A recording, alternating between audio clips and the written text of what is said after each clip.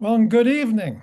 Glad you're with us. I'm Evan Jones. I'm a volunteer community ambassador. I'm with AARP Virginia. It's my pleasure to welcome you to our Downsizing and Decluttering webinar, and we thank you for joining us. Now, the goal of this program is to help you gain a general understanding of why holding on to stuff seems so important to all of us and learn practical, easy to follow downsizing and decluttering tips. Now, the reasons we can end up with so many things are clear in many reasons. We spend lifetimes accumulating treasures and trinkets, and of course, memories. And all that stuff can make downsizing seem like a really difficult endeavor. And the stress can negatively impact brain health. Indeed, the Global Council on Brain Health recently presented a survey that finds the number one thing that impedes people in leaving their home or getting health care into their home is that they simply have too much stuff. So we're glad you're spending some time with us this evening or afternoon out on the West Coast to learn new strategies, new ideas, and to share your decluttering tips. As part of this webinar, we will keep an eye on the Q&A and the chat box for your questions, ideas, and suggestions. Now, we're happy this evening to have Leslie Pendleton leading our webinar. Dr. Pendleton is a licensed counselor. She counseled students at her alma mater, Virginia Tech, for many years, and later was a mental health counselor in private practice. Of particular relevance to tonight's event, her later work included counseling older Americans who had concerns about downsizing and decluttering. Leslie is a 3 year past president of the AARP Blacksburg chapter, which, by the way, was recently renamed the New River Valley chapter. She holds many other community leadership positions. I'll give you some. In her spare time, along with those positions, she enjoys walking, training her two golden retrievers, spending time with her toddler granddaughters, engaging in the textile arts, attending live music events, gardening, participating in a local nonfiction book club, and traveling and camping. That's a lot, but she has time for us tonight. So with that, let's get going. I'm pleased to turn the program over now to Leslie Pendleton. Okay, thank you, Evan. I appreciate that introduction. And I'd like to welcome all of you who are here. I'm sorry I can't see you. For those from California, I have a California story. I was out in Palo Alto for a conference one time at Stanford University, and I remember being out and about in the town and going into a shop, and somebody said to me, "Where are you from?" So you'll probably hear a little bit of a Tennessee, Southwest Virginia accent, which will maybe sound different for you. Okay, so we're going to talk about downsizing and decluttering with a particular emphasis on how there are benefits to brain health when we do downsize and declutter our homes. Okay, so we want to understand the connection between clutter and our health. We want to gain an understanding of why stuff can be so important to us. Evan mentioned that. And then we're going to learn some practical, easy tips for downsizing and decluttering. Okay, so clutter can definitely affect our healthy brain function, and these are the ways that that occurs. Think about the visual chaos of a cluttered environment. And if you have experienced that, you know it can be very stressful and overwhelming. So cognitive impairments, sensory overload, reduced focus, strained information processing, memory issues, confusion. And then over time, if that goes on, it can actually create structural changes in your brain, and then lead to a sensitivity to chronic stress. Emotional and physiological impacts, and I did see this a lot when I was in private practice. increased stress hormone, cortisol, depression, anxiety, reduced creativity. One of the things many of us like to do in retirement is be creative. But if our homes are cluttered, that can definitely be a factor that prevents us from being creative. Physiological and behavioral consequences, mental fatigue, procrastination, avoidance, and social isolation, which is probably very detrimental to one's health in the long run. And then the link to mental health conditions. Of course, depression and anxiety are mental health conditions, but it can be more serious when we speak about hoarding. Hoarding is a disorder. It appears in the Diagnostic and Statistical Manual of Mental Disorders. It's considered a variation of obsessive compulsive disorder. So it leaves a person with persistent difficulties in getting rid of possessions, regardless of the value. It could be junk mail that piles up and difficulty even dispersing and getting rid of that junk mail. Rooms can't be used for their intended purpose, and that's a particular concern when you can't have visitors, family and friends come and visit your home. It presents significant health and safety risks. Think about fire hazard, think about environmental toxins, think about pests, food contamination even. But hoarding disorder can stem from deep emotional distress and does require professional help and therapy. And of course, we're not going to talk about that today, but I do want to mention that for some people that can be an issue. And I've seen it several times in my own family and can tell you it's very frustrating to try to help somebody in that position. So why do we want to declutter? We want to decrease our fatigue, stress, anxiety, and even depression. We want to improve our focus, our memory, productivity, and our creativity. We want to improve our sleep and nutrition. We want to reduce our social isolation. And when it becomes necessary, and it will for most of us, facilitate getting care into the home. We're living longer than we used to, and most people, a large percentage of people, will want to stay in their own homes. Okay, so obviously we can't downsize unless we first declutter. And if you look at the home in the photo, you see a two-story home and you see a lot of lawn to mow. And that's something that happens consistently to older people. When it becomes difficult because of mobility issues to get up and down stairs, when it becomes difficult to take care of the lawn, mow the lawn, landscape, do yard care, then the need to downsize becomes a reality. And again, most of us will eventually face that reality. And then there's the second part of that, decluttering your house while you're able, while you're still physically able, is a gift you can leave your caregivers and family members.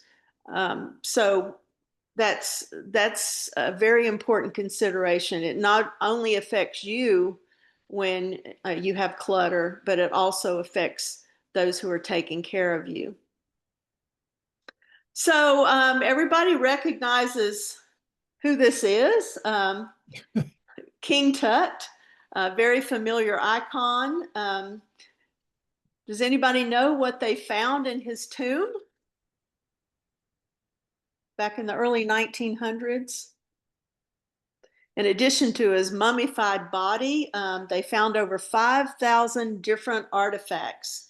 Of course, these artifacts offered some clues as to ancient Egyptian culture and burial practices, but they included things like gold masks, gold coffins, chariots, jewelry, furniture, weapons, clothing, games, food, wine, um, all intended to equip the Pharaoh for the afterlife. And we're not so naive to think that we can take those things with us, but I bet if some of us, if we could, some of us would want to take some of our possessions. All right, so here's an opportunity for you to chime in. Regarding the clutter in your own home, what personal possessions cause the most annoyance, the most stress, or the most concern? And if you would like to, you can put your answers in the chat. And while you're doing that, I'll give you an example from my personal experience. In 2009, a friend that I had been taking care of passed. He left me 7,000 books. And I still have a subset of those books in my garage. So that has been very much a concern for me over the years. Evan, are you seeing any good responses there? Well, actually, there's a lot of them. Inherited items is one that I think immediately came to mind, because you could have inherited furniture, inherited photos, inherited papers. There's a lots of inherited. Yes.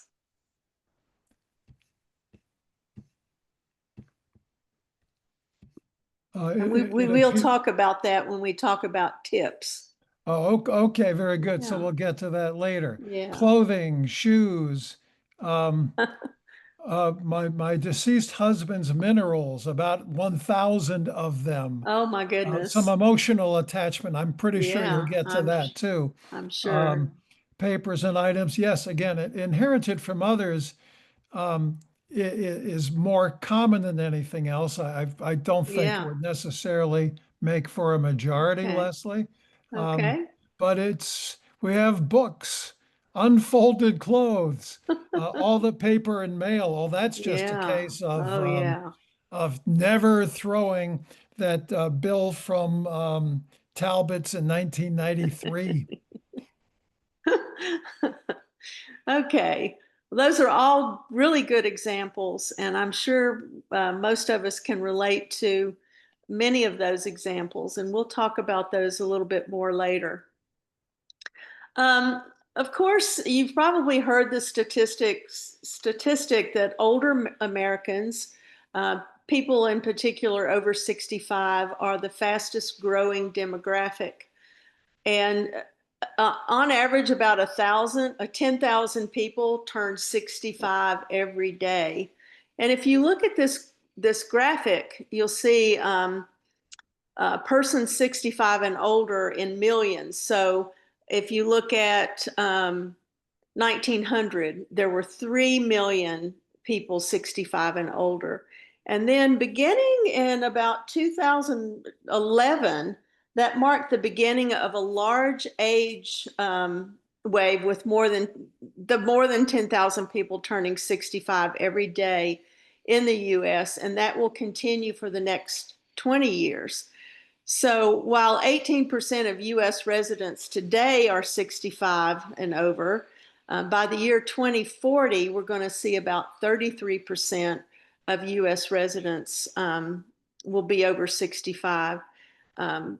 So not only will seniors be the largest, most powerful buying group in America, but it will create some major challenges. And we'll talk about that in just a few minutes. So I think most of us are familiar with generations and their stuff. But let's talk about the two generations that tend to have the most stuff, and both generations want to pass it down to the two youngest generations. So if you look at the silent generation, that's where my mother fit. If you look at baby boomers, that's where a lot of us post World War II babies fit. And then many of us have children and grandchildren that fit the next two generations, Gen X and millennials. There have been some changes that have occurred over time, societally. For example, the silent generation, for one example, when they were having children, they were in the early 20s. And then when you look at Generation X, they're going to be 30 to 35 years on average older than their kids. So there are distinct differences between the generations, both socially and financially. And that's something that kind of creates some stress for families. And one of the things that I saw regularly when I worked with older individuals, they were concerned that my grandkids, my children, my grandchildren don't want my stuff. This stuff means a lot to me. Some of it was legacy items that they had inherited from their own families. Some of it was belongings that they'd worked very hard to be able to purchase. And so the fact that nobody really wants this stuff created a lot of stress. I like to call the millennials in particular, the IKEA generation. Um, they like simple things. They don't like a lot of clutter. They don't like a lot of things in general in their living spaces. And if you look at Facebook Marketplace, particularly if you're in a college town, you will see a lot of IKEA furniture being offered for sale. Okay, so why does all of this matter? Um, the early generations in particular attach pride to their stuff, um, and they have memories associated with hard work. Um, and that was they were able to accumulate that stuff. They're the largest people ever requiring health care. And as we all know, there are rising costs of health care. People are really going to begin to suffer, I think, in particular in the next few years. More services will need to be provided within the home. And in most geographic areas, there is a shortage of affordable housing for downsizing. I know in my area in particular, there is a distinct shortage of one-story housing for older people. And as Evan mentioned earlier, the number one thing that impedes people from getting health care into their homes is the stuff. Okay, so if you were to do a Google search for a book on decluttering or downsizing, you would find many of those books. One that I like in particular is by Tracy McCubbin, Making Space Clutter-Free. And she talks about the 7 emotional clutter blocks that prevent people from getting rid of their stuff. Things like my stuff keeps me in my past, fond memories of my ancestors, my grandparents, my parents. My stuff tells me who I am. This can be particularly true for those of us who retire and we have memorabilia left from our work lives. The stuff I'm avoiding, a lot of us have stuff we're avoiding. My fantasy stuff for my fantasy life.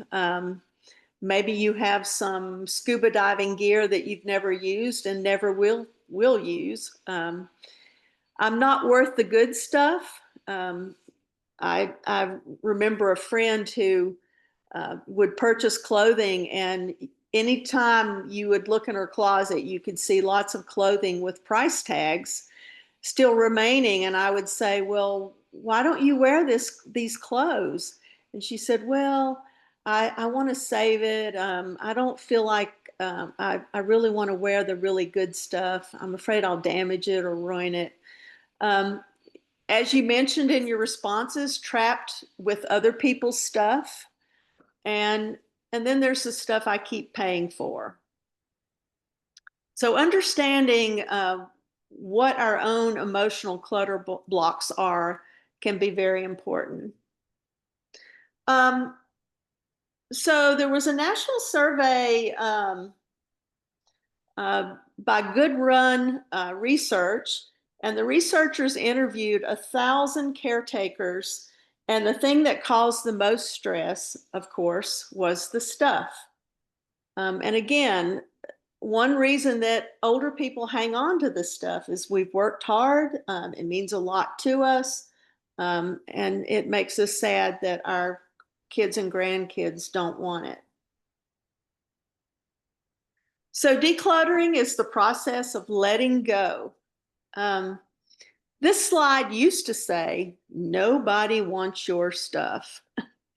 And I think that's probably not true. That's an untruth. I think someone will want your valuable stuff. You just have to find the right person, and you have to know how to go about finding the people who will want your stuff. Whether you donate to a shelter, a women's resource center, a homeless shelter, a church, there are many avenues for getting rid of things that maybe your immediate family members don't want.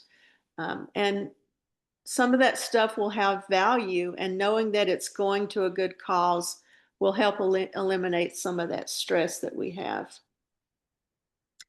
Okay, so before we talk about some tips, I do want to talk a little bit about the concept of minimalism.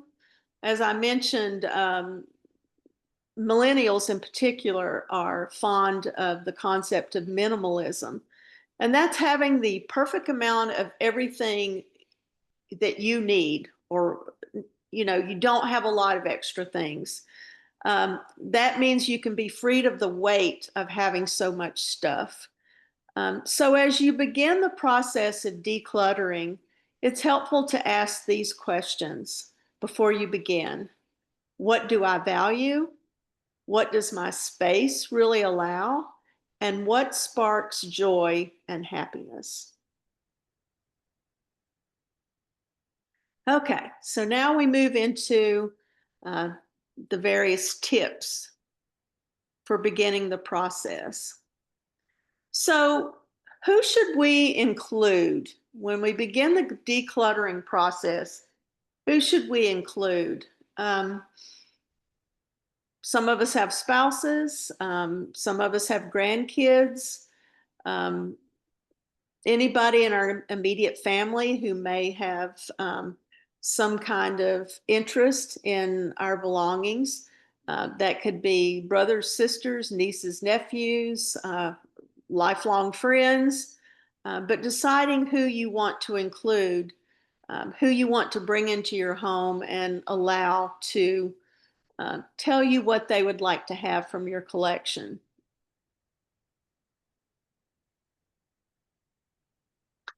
Um, the next thing, if you look at this closet, um, that is a visual display of chaos. I mentioned that earlier. I mean, it's somewhat organized, but let's say you wanted to declutter. How would you go about approaching that closet? Um, so you could start by focusing on the shoes that are on the right, but it would be hard to get to those without pulling out all of those things that are in the front there. It looks like some plastic tubs, some boxes, some specialty shoes, containers to hold things. So if you do a 10-minute sweep, work on one section at a time. You might want to drag out those things that are in the front and go through those. So take it a step at a time.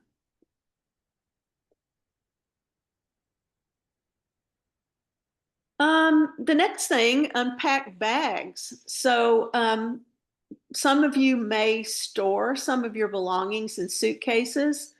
I know when my mother-in-law passed, we were all impressed at how tidy her home was. Her home was only about 800 square feet.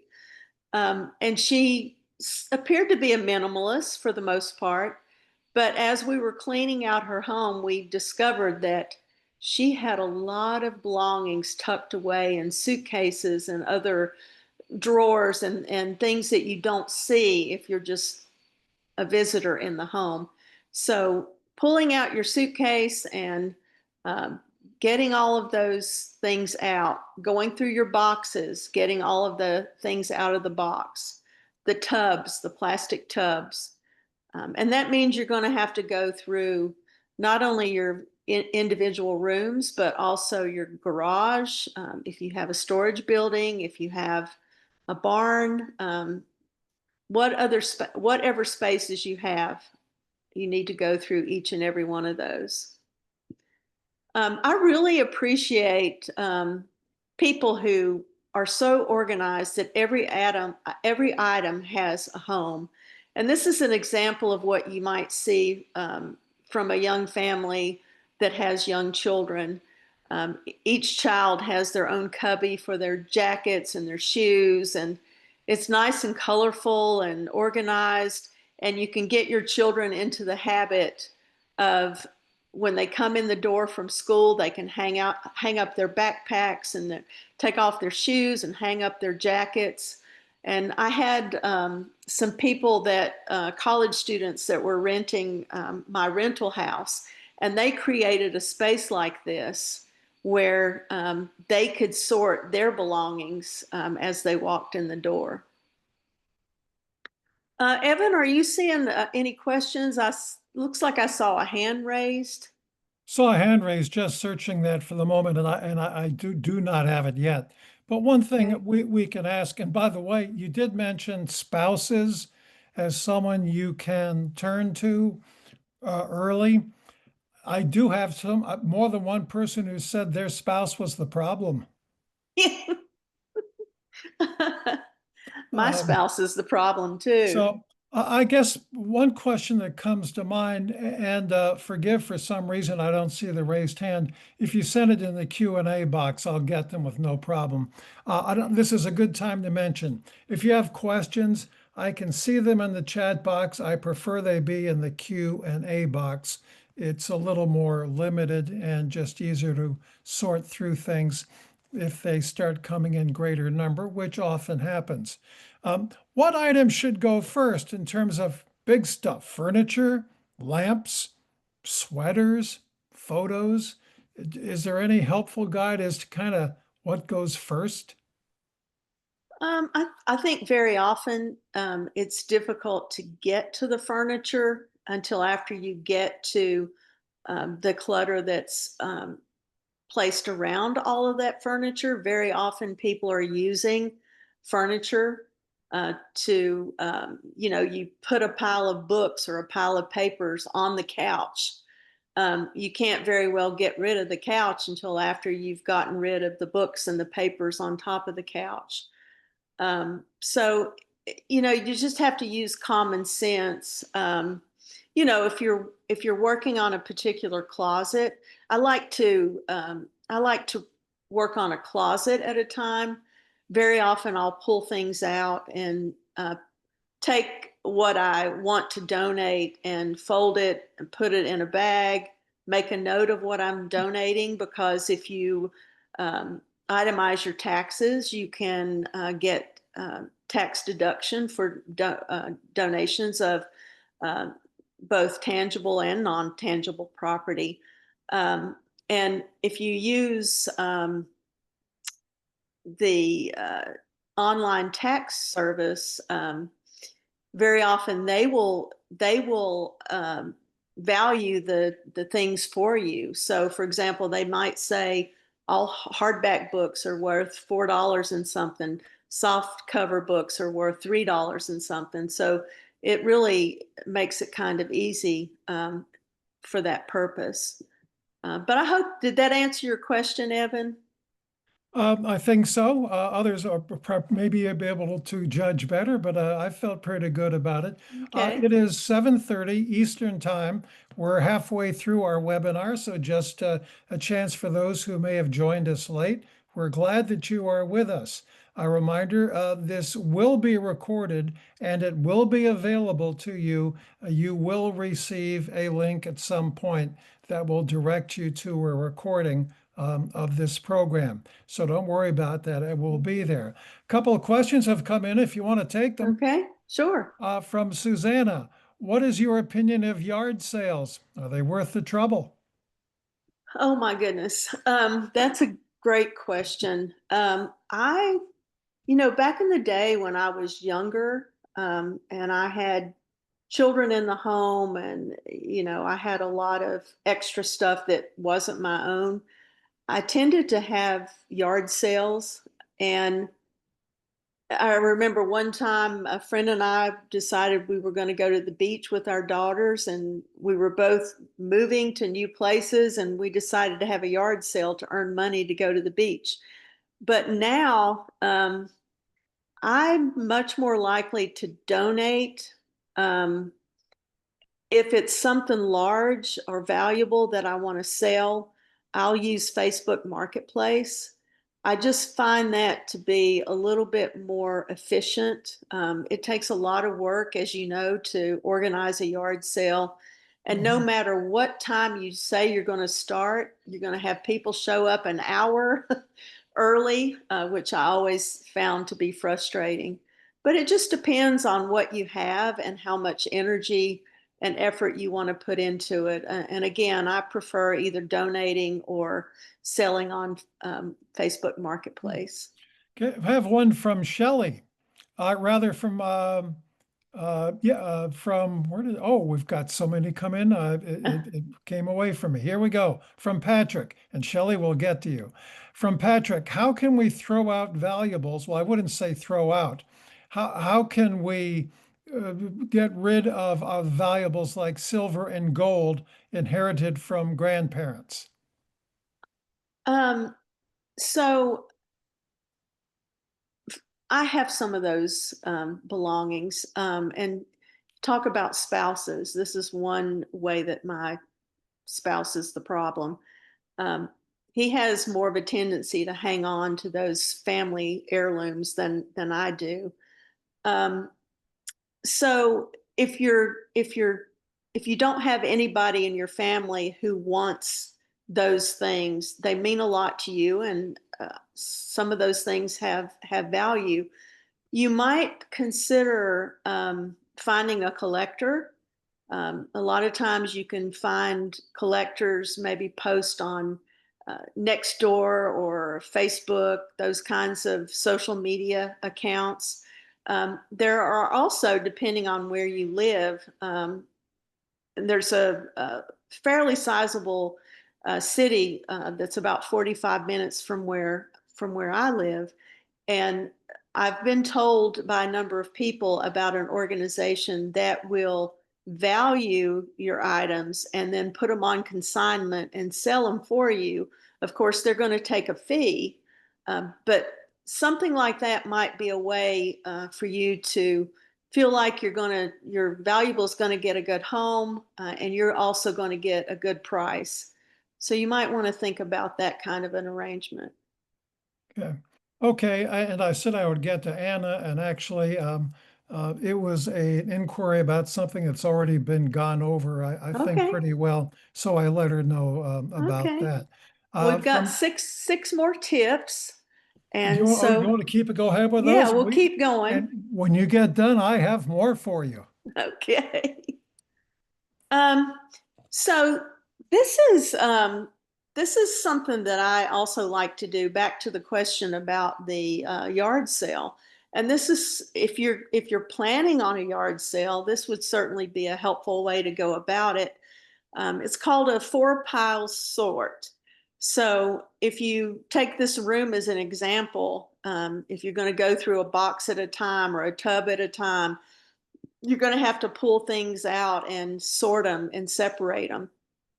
But the four piles would be the things you're going to keep, the things you're going to sell, however you decide to sell them, the things you're going to donate, and then the things you're going to trash. So that's the 4-pile sort. And one of the ways that you need to be able to mark it, and later on I mentioned a tool for doing that. 4 different colors of Post-it notes is a way that you can mark and then go back and know, okay, this is what I'm keeping or selling. Back to the question about the valuables. I have some valuables that my daughter in particular will say, Mom, I really like that piece of pottery. Would you consider leaving that to me or giving that to me at some point? So I've already given her a lot of those things. So distributing the items now as a way to see your loved one enjoying those items. So if it were silverware or nice dinnerware, you know, let them have it now. If it's something that they really love and want, and you're not really using it, let them have it. But avoid punting. This is a really nice piece of furniture for people who like this style of furniture. Um, but your loved ones may not care for this style of furniture. Even if you love it, they may not. So avoid punting, particularly if they say, I'm not really interested in that piece of furniture. This is an item that maybe you could sell on Facebook Marketplace, or maybe you could consult with a company that would value it for you and then help you sell it.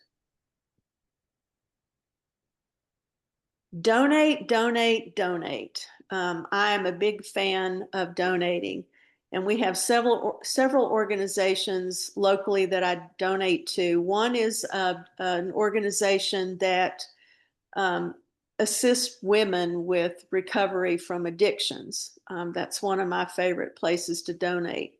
Another one I like is a women's resource center. They take items for women and their children. Um, let's see, what else do I like? I prefer those that have a mission versus just donating to the Goodwill. But you have to know what's in your area, do a little research. We also have another organization that I donate to that helps people who are in transition. Maybe they don't have housing, or they're just kind of in a financial dire straits. So that it makes me feel good to donate to those organizations.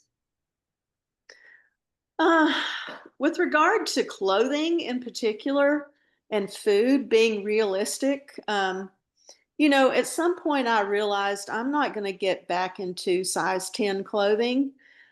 There's no sense in pretending that that's going to happen. That would be a fantasy for me. Um, so sometimes it's hard to let go of really nice clothing. I find that to be a real predicament for me. I'm retired, so I don't go to work every day. I still have some clothing that I wore to work. I'm struggling to get rid of that, but I have taken some to consignment shops, and they will take it and sell it, and then you can get cash for what they sell. Of course, they're gonna take a percentage. Food has expiration dates, so being realistic about whether you should eat food that's expired. A lot of older people will hang on to food items, and they're beyond the date at which they should really be eaten. Paring down your mail, your photographs, your paperwork. One of the things I've been doing is scanning important documents and uploading them into Google Drive. That's helping me get rid of a lot of paper. And it will be a place where I can share with my son, who's my executor, or my daughter, who there'll be things that she needs to know as well. Um, but when I walk in the door with mail, we all get mail most days. The first thing I do is I go through the mail and I sort what is about what I need. A lot of it's just junk mail. The first thing I do is I throw the junk mail in a tub for recycling. I don't even look at it. I don't open it. I don't bother with it. If it's mail that has personal information on it, um, name, address, account numbers, etc., I will shred those because I don't want to put those in a recycling tub and have somebody find that. Photos are a huge issue for most people. In fact, I've been dealing with storage issues on my iPhone because I take so many photos and videos. So I've had to buy some iCloud storage. But paring down your photos, deciding whether you want to keep those in digital format or whether you want to print them and put them in a book, a scrapbook or a photo album. But most young people today prefer to have digitized photos. So that's something that you want to think about as you're deciding which photos you're going to pass down. Okay, so some essential decluttering tools. I mentioned the Post-it notes in the different colors, what I'm going to keep, what I'm going to donate, sell, or trash. You're going to need some boxes, some packing tape. I've used a lot of boxes to donate books in particular. Trash bags, clothing, you can throw in a trash bag. Sharpies, writing tools, you want to remember what's what.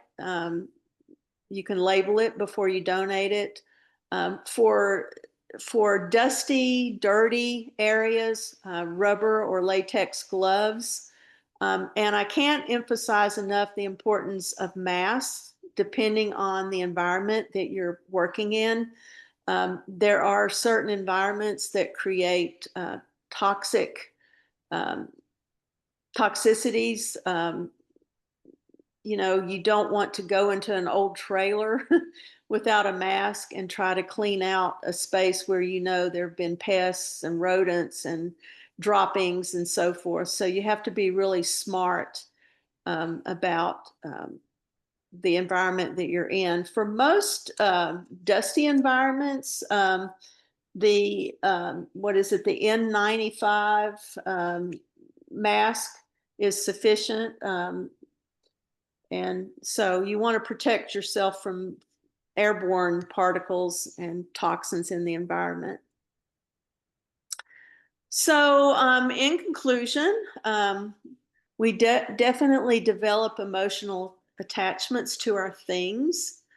It's important to understand why we're attached to things before we begin the process of decluttering. Clutter is a universal trigger. So again, it's something that causes stress and anxiety for most of us. And when you declutter and clean out the physical and emotional clutter, you get rid of the physical clutter, you also get rid of the emotional clutter that interferes with your health and happiness.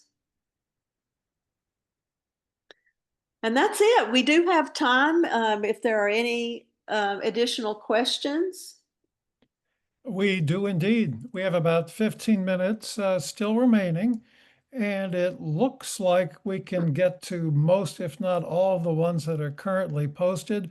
I would ask if you can send them to the Q&A box. They'll go to the front of the line, sort of skip the line in Disney terms, just because I hate to use this term, but the chat box is a little more cluttered. But let's see what we can get to right here. Um, One I saw from a woman, I don't know how you answer this one. She has a Build-A-Bear that her daughter gave to her grandma. I think it was the writer's mother, and it said "I love you" on it. Now the Oh, Build-A-Bear is in bad shape, sitting, not doing very well, and kind of some critters got into it. She no. wants to save it, but she can't get rid of it. What do you tell her? Oh, that's tough. That's definitely something that has an emotional attachment. If I'm not mistaken, I never had Build-A-Bear. My kids never had Build-A-Bear, but if I'm not mistaken, they have an organization that repairs those. I could be wrong, but that might be something you could look into. Maybe, or maybe a good fiber artist or seamstress could repair that for you to the best of uh, his or her ability. Um, but yeah, a lot of times things that we have accumulated will be damaged, and um, we have to let go of that emotional attachment, or we're just going to hang on to something that's not going to be of any use to anyone. Yeah, I mean, this one was tough. It was the writer's Yeah, daughter gave it to the yeah, writer's mother, yeah, and so there's three generations yeah, that's uh, tough. involved there. So that was kind of difficult. What about volumes of pictures? What do you do after you digitize them? Yeah, what do you do? Just throw them away? So I have boxes of photos. Um, and the first thing I did is I sorted them by my own developmental age and stage. So this is one way of doing it. I had everything in one box that was up to the time that I went away to college. So that was my, my nuclear family, my early family, and then I had another box that was college, college age, and then until I started my own family. And then with my own family, I have two children. Uh, of course, they're adults now, but I had one box for my son and one box for my daughter.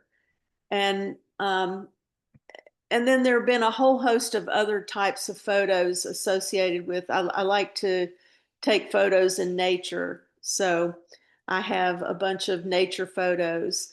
And then, of course, now I have lots and lots of videos and photos of granddaughters. So you have these developmental stages in your life, and that offers you one way to sort before you begin to scan and upload and put paper photos into digital format. Um, I use Google Drive, Google Photos. You can purchase iCloud storage. You can save on a hard drive, computer. There are devices that you can use to almost like a jump drive that you can use to store photos. Very often you'll have to pay a fee for an app to use something like that.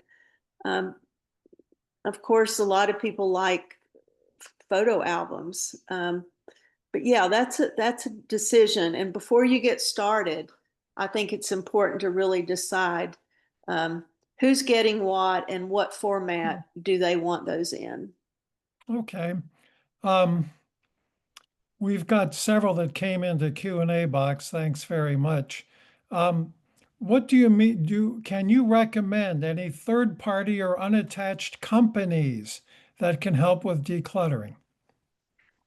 There are some of those companies and individuals who have those companies. Depending on your location, you could do a search in your own area.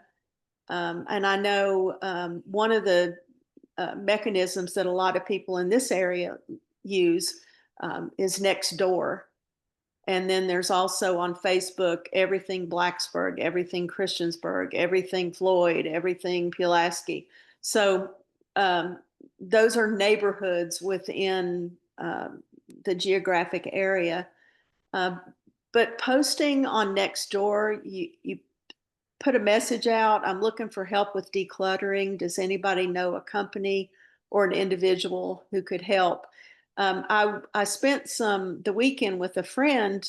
We went out of town for some events, and she just told me she's in her early 70s. She's had back surgery recently, so she's got some mobility issues. But she hired a young woman. She paid her $13 an hour to come in and help her declutter.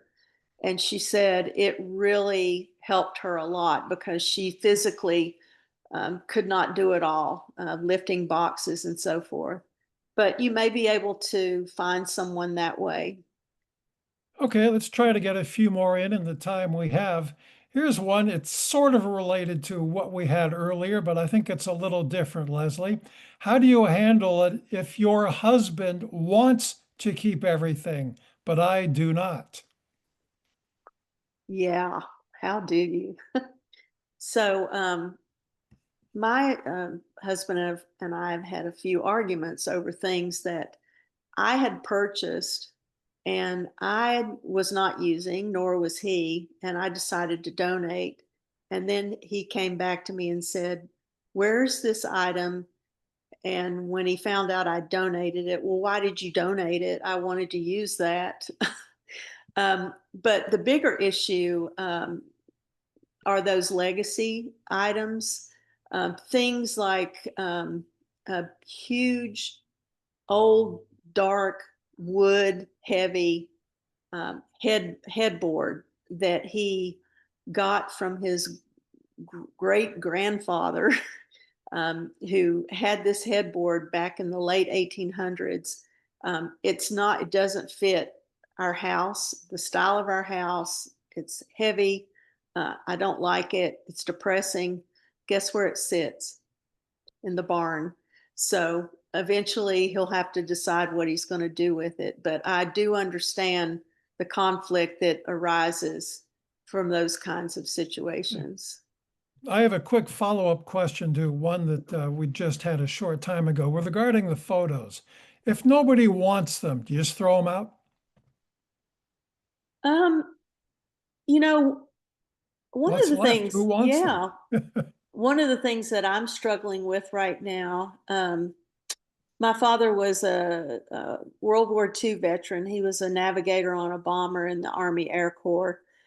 I have a suitcase of his, you know, medals and photos, and um, I'm not sure who wants them.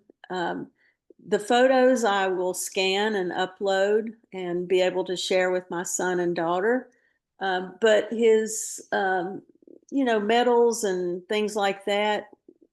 We have a World War II museum that just opened in our town, and I'm thinking about taking those there to see if he might want them or have a need for them. Or he said he might even display them for a period of time, identify them for me, and then I'll make some decisions about what to do next.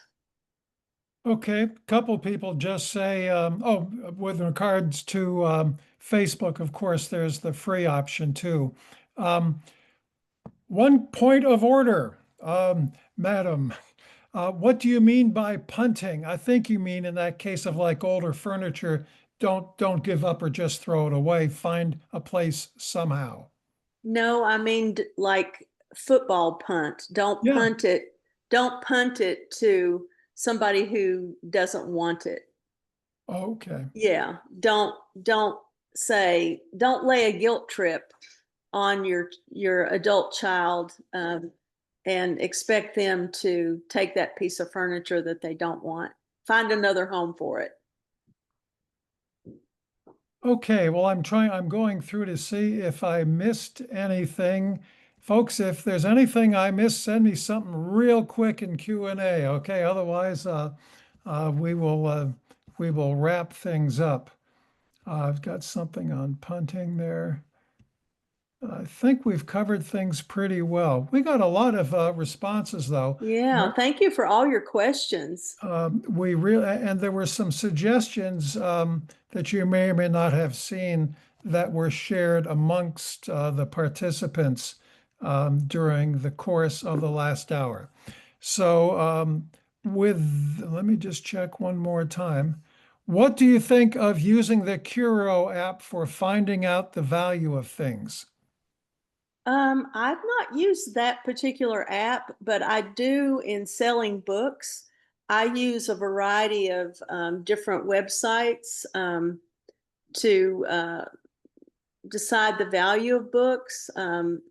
So I think anything that you can find that will help you value your items is good, because you don't want to overestimate the value or certainly underestimate the value. So, you might want to try it with an item or two and see what you think. All right. Well, that is all the time that we have for. We have filled up the entire hour. So, for anyone who may have joined us late, we are recording today's program. So, you will get a link to this recording that you can review at your convenience. We also encourage you to complete the feedback survey, which will also be attached. Now, aside from this presentation, there's plenty of information that you can find on the aarp.org website. And if you enter Downsize Decluttering in the search box, it will provide some ideas and suggestions as well. So, on behalf of AARP Virginia, I'd like to thank you for joining us tonight or this afternoon, depending upon where you may be. Now, you can check out our other programs and other information at aarp.org, and also some of the other programs that we offer virtually at aarp.org/virtual VA. Leslie, thanks so much for sharing your time and expertise with us. And Thank you. until, Thank you all. yep, and it's always fun to be with you. She and I have done this before. So until next time, we wish you the best in getting started in downsizing and decluttering. Mhm. And for tonight, this concludes our program. Thanks for joining us. Thank Have a you. good evening.